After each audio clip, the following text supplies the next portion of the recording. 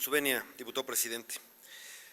Primero quisiera, en virtud de la gentil petición que hace el diputado Monreal a que le diéramos vuelta a la página, quisiera decirle que estoy de acuerdo, vamos a darle vuelta a la página y avanzar, pero cerrémosla bien, ¿no? Y creo que hay cosas que es importante decir.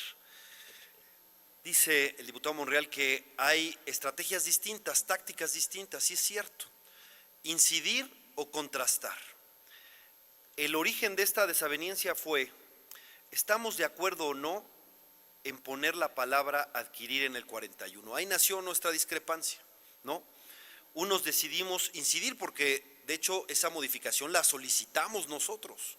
Fue una petición que salió de nosotros después de eso que le llamaron error o como haya sido. Esa fue una solicitud, ni modo que votáramos en contra de lo mismo que solicitamos. Entonces dijeron que no, pero ese fue el punto original. ¿Estamos de acuerdo o no en que se le agregara la palabra adquirir? Ahora bien, es cierto, hay que entender que son tácticas distintas y reconocer la legitimidad de ambas tácticas, legitimidad del otro a pensar distinto. Y yo creo que deberíamos avanzar no solo en la izquierda, sino también al otro, porque creo que cometemos un exceso que no comparto al utilizar derecha como insulto. No debiera ser, y para mí no es insulto decir eres derecha, es una posición legítima en el país, porque yo estoy convencido que la izquierda no tarda en ser gobierno nacional y vamos a trabajar también con la derecha haciendo acuerdos legislativos, haciendo otras cosas, porque vamos a gobernar para todos.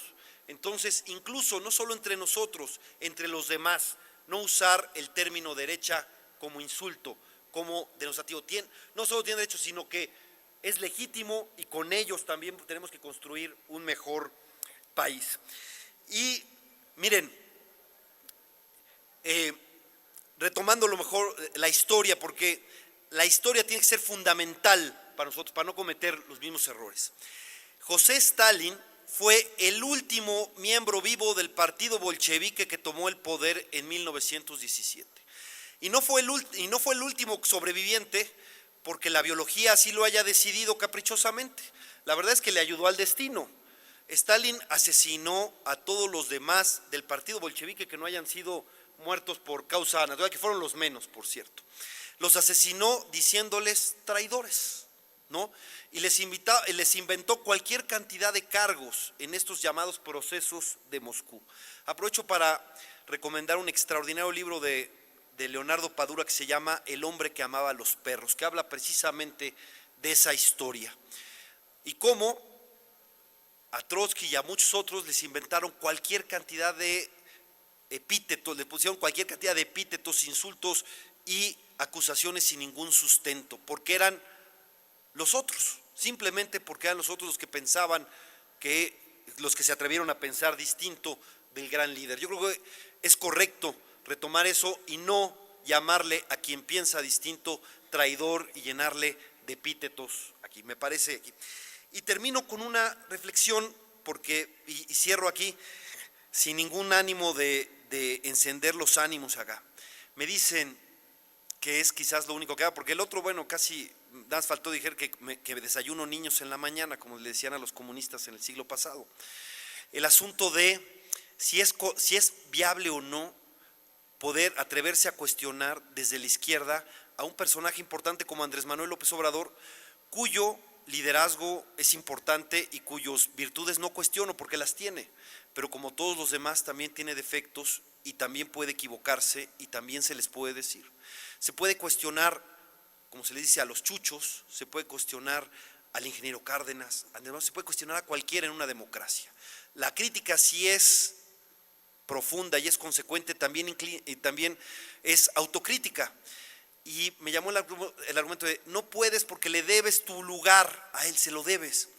Y yo hago una reflexión, ese no es el discurso del viejo régimen, en donde el presidente palomeaba a todos los candidatos y como le debían el puesto al presidente, ellos se le deben al presidente, y no es reproducirlo, y no lo que debiéramos nosotros ser más democráticos, decir aquí la crítica se vale para todos, porque la crítica es respetuosa, pero debe de ser leal, honesta y sin condescendencias, y a veces hay que atender más a los críticos que a los que quieren quedar bien con uno. Lo dejo como reflexión, sin ánimo de seguir, y démosle vuelta a la página. Porque quiero decir, en una democracia todos somos sujetos a la crítica y puedo avanzar. Las dos propuestas que hago del artículo